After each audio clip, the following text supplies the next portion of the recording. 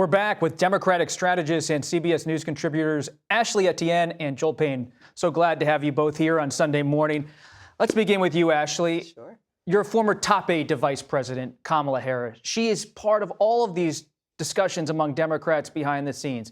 Is she getting ready to possibly be the nominee, or is she all in with President Biden? What's your read talking to your friends in the party and at the White House? Well, she said two things. And one is she said she's all in with Joe Biden and that they can win this next race in November. But she's also said that she's ready. And I believe that she is. I mean, she's been putting in the work. She's hit 20 states, 60 communities. She's been leading the effort on the issues that we know are going to move that 1% to 2% from reproductive rights to climate change, to democracy in the state of democracy. So she's been actually out there doing the work, and it's showing dividends in the actual polls. She's polling, in some cases, even better than Joe Biden among those key constituencies that'll make the difference in the election, from people of color to women to independent voters. But here's my advice. I think they need to elevate her more at the national level. I would have loved to have seen her do a speech over the July 4th weekend about the Supreme Court's recent decision and what's on the line here. It's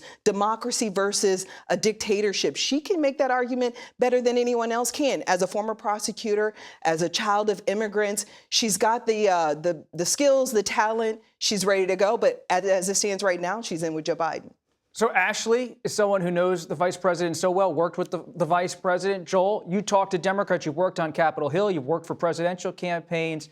What is their assessment of Vice President Harris and of President Biden at this moment? Well, look, I mean, I think Democrats writ large overall feel really good about the Biden-Harris ticket. I think what we're in the midst of right now is giving the president and his team some space to kind of deal with the fallout from the debate last week. It's interesting. There were a couple of interventions this week. There was a call with governors. There were events in Wisconsin and North Carolina. There were a lot of interventions that I think the president and his team wanted to demonstrate that there's a path forward. And I think that folks are giving him that space. It seems like the negative momentum was slowed. I still think more work needs to be done to calm the waters. I talked to a source on Capitol Hill, a senior Democrat, who told me consensus right now among Hill Democrats is that there are still more questions to be answered than those that have been answered. And I think that's what the president and his team are dealing with going into a really busy week. Can I just add something there? I mean, I love my party, but we need to take a deep breath.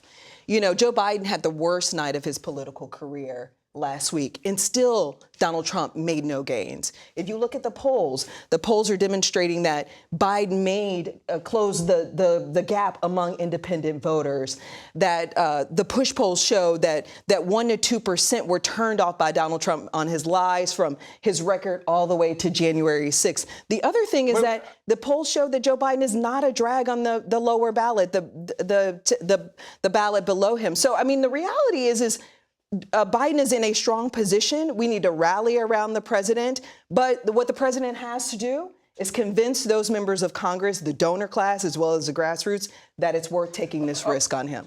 Help us understand. You're two of the top Democratic strategists in this country.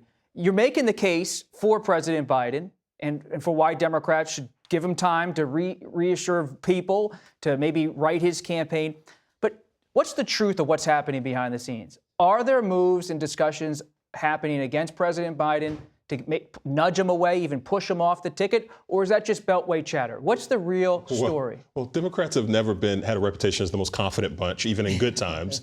And I think particularly in a difficult time where you had a really tough show for Joe Biden, I think Democrats are just taking some time to figure out, hey, is this still the best path forward? I think they want to give the president the space to do that. Is there a divide between what Democratic voters are saying and what Democratic consultants are saying? I was just going to add that, Bob. I think what we're seeing now in the Biden campaign, I think, is trying to seize on this, is an emerging fissure between kind of elites, folks inside the Beltway, what they think, which I think by and large we're seeing a lot of concern about Joe Biden. With voters, it's unclear if it's there yet. I talked to an elected official in a battleground state who told me with older African-American voters that they didn't feel like that the debate was going to have that much of an impact. But with younger voters, those that you need to turn out, that's where they were concerned about Biden's performance maybe being a drag. Ashley, who has influence right now? Yeah. You've worked with former Speaker Nancy Pelosi at the highest level. You've worked with Vice President Harris inside the Biden White House.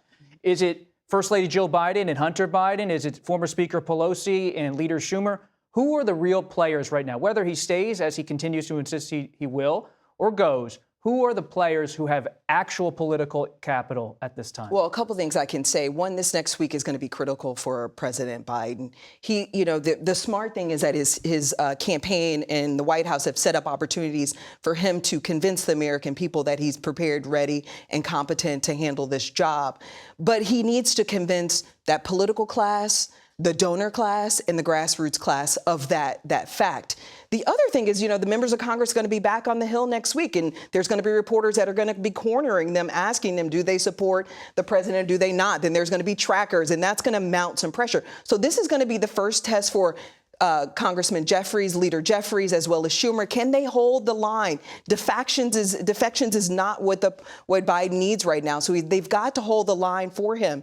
The other thing I would say is I would caution reporters to not obsess about the number of defections. If there are more, it's the who, to your point. Who brings someone with them? If someone like Speaker Pelosi or someone in leadership defects, that's going to be a problem. If it is someone who leads a big caucus like the Progressive Caucus, or even more importantly, I would say these frontline members, if you see more of them start to defect, that's going to be a problem. And you've worked for the Senate leadership. That's right. Who are you watching, Joel? Well, I think it's notable that some of the folks that we've seen speak out, whether it's a Mark Warner or an Angie Craig, these are folks who are from Joe Biden's lane. And I think that's what's concerning.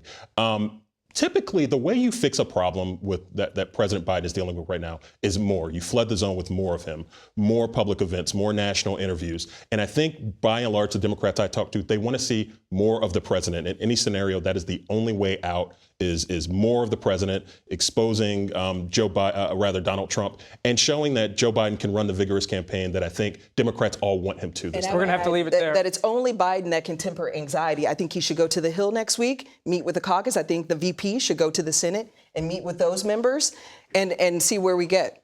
We'll see if they take your advice. Many Democrats often do. So great to have both of you here at the table. Appreciate your insights as ever.